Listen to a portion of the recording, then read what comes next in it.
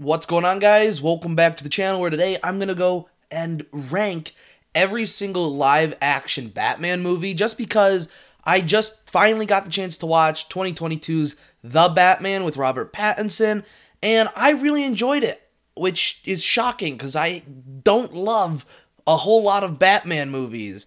So, let's get right into it. So this includes, of course, the 1989 Michael Keaton and Jack Nicholson Batman, Batman Returns, Batman Forever, Batman and Robin, then the Christopher Nolan trilogy, the Batman Begins, The Dark Knight and The Dark Knight Rises, and then, of course, 2022's The Batman with Robert Pattinson.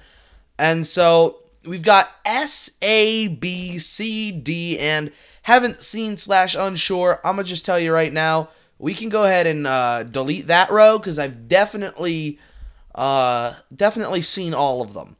So let's go ahead and, I guess, start from, do we start from the beginning or do we start from the now? Let's start from the beginning. My favorite Batman movie of all time, Batman 1989, is S tier. There is no better Batman live-action film. I'm sorry, but there isn't. Michael Keaton is my Batman. I love Michael Keaton as Batman. Jack Nicholson as the Joker was freaking incredible.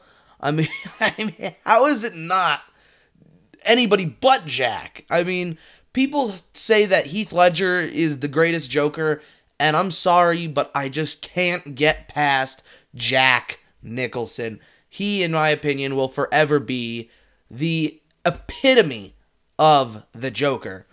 Then we've got Batman Returns, which is, I'm definitely throwing in A. This was, of course, Tim Burton again. Michael Keaton comes back. We have Catwoman. We have the Penguin. And we've just got a nice, interesting cast. It was well directed, well thought out. The story worked. And then things got messy with the next one. See, Tim Burton left, which means Michael Keaton left. And, well, Batman Forever is Batman, well, forever.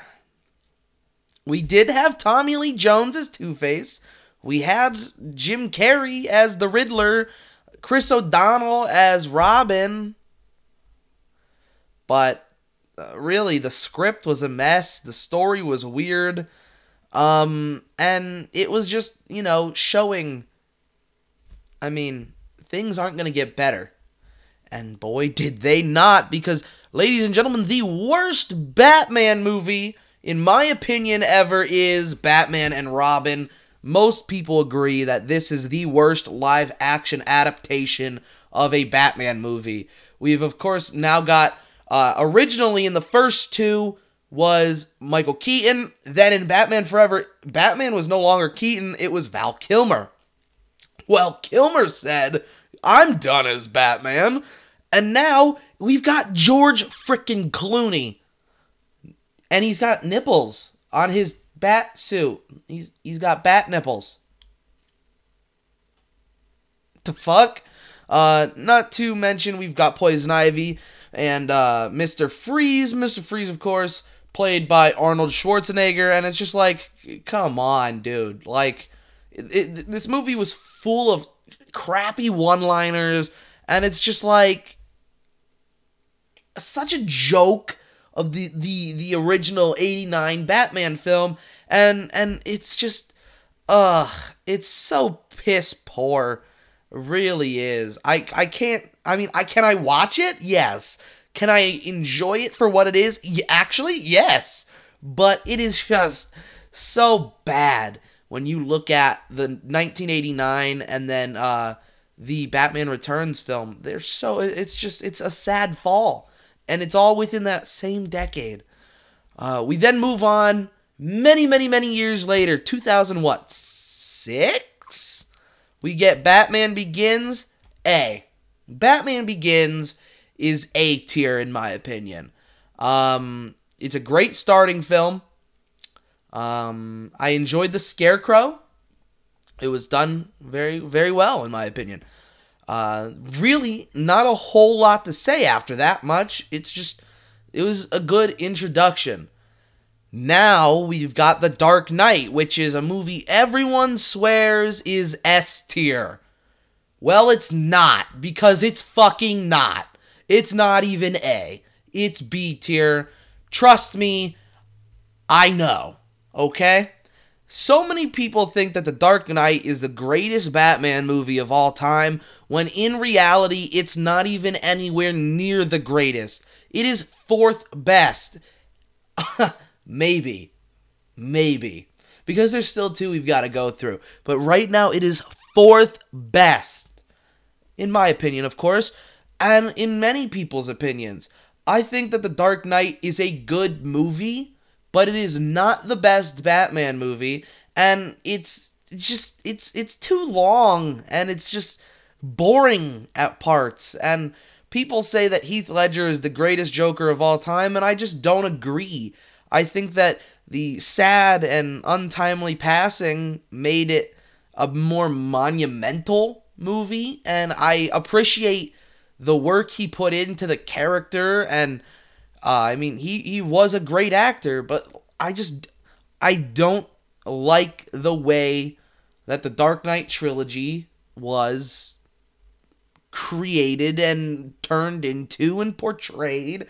It made God, it was just, it seemed like they were trying to mimic the, not even the comics, because the comics I feel like are different, but like the animated series in a way, where it's got dark undertones, and Batman's always had dark undertones, but if you look at the 1989 film, Batman Returns, even Forever and Batman and Robin, they all had something, like they were all like lighter-hearted films, they weren't super dark, you know what I mean?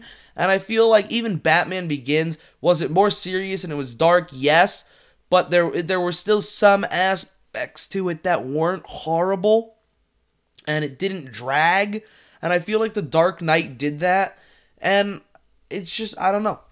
We're done with The Dark Knight. That's how I think, that's how I believe. I'm starting to choke on my own words here, because I'm running out of breath from trying to stop the keyboard warriors from beating the shit out of me with their internet words. But anyways, let's move on. The Dark Knight Rises is a horrible movie. I can't stand it. I mean, if we're going to be honest here, it's the worst in the Dark Knight trilogy.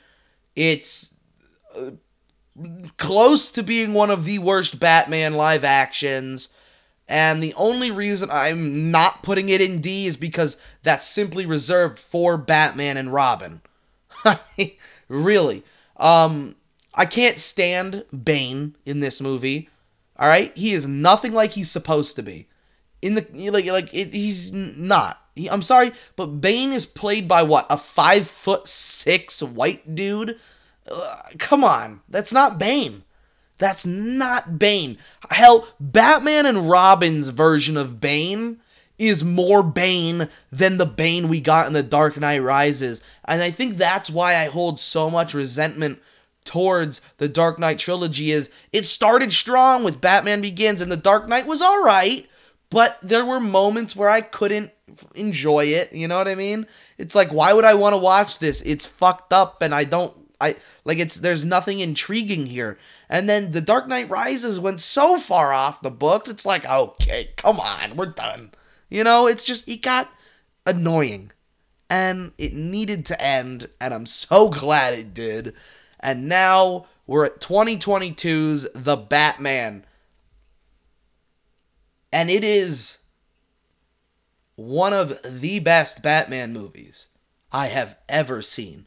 I mean, it's 2 hours and 56 minutes long, so it's 4 minutes shy of 3 hours long. And let me tell you, watching it, it seemed like it flew by. I remember coming home from work, sitting down on the couch, and I was like, oh, let me throw something on just, to pass the time. Oh, the new Batman movies on HBO Max? Alright, might as well. Holy crap. I'm sitting there and I'm loving it and I'm watching it. Incredible cast. I really loved Robert Pattinson as the Batman. He did great. I loved the actor for Alfred. I really enjoyed Catwoman and the fact that she wasn't, villainous like in Batman Returns.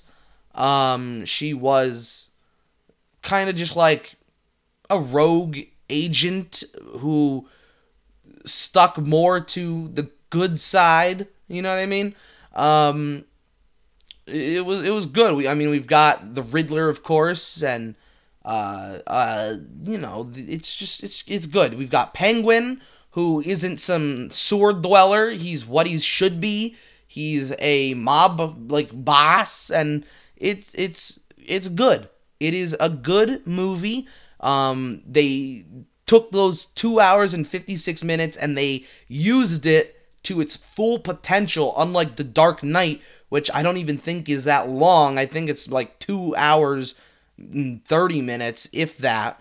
And there were boring parts in that film. This movie took 3 hours and used every moment of its time. Really, it was incredible, and I'm putting it in with S tier. And maybe I just have, first time watching, falsities in this movie. But they just confirmed the second one, and I'm excited. I'm genuinely excited for a Batman movie. And that's really shocking, because in my lifetime, there's never once been a Batman live-action movie that I was like, woohoo! Excited for. Because my favorites were all before I was born. 89, and then Batman Returns, Batman Begins was okay. Dark Knight was okay. Dark Knight Rises was trash. Really, I was never excited. And I wasn't even excited for the Batman of 2022.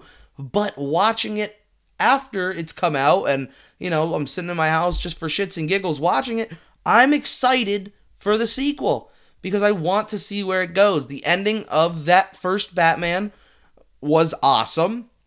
I loved it. They're setting up a storyline for a sequel that I can totally get behind. So let's see where it goes. Alright guys, so that is my entire video. That's all I've got for you today. I just wanted to quick rank all the Batman movies. That was 13 minutes long, if that. So yeah, thank you for watching. If you don't agree with me, that's totally fine. I doubt anybody is going to agree when it comes to The Dark Knight.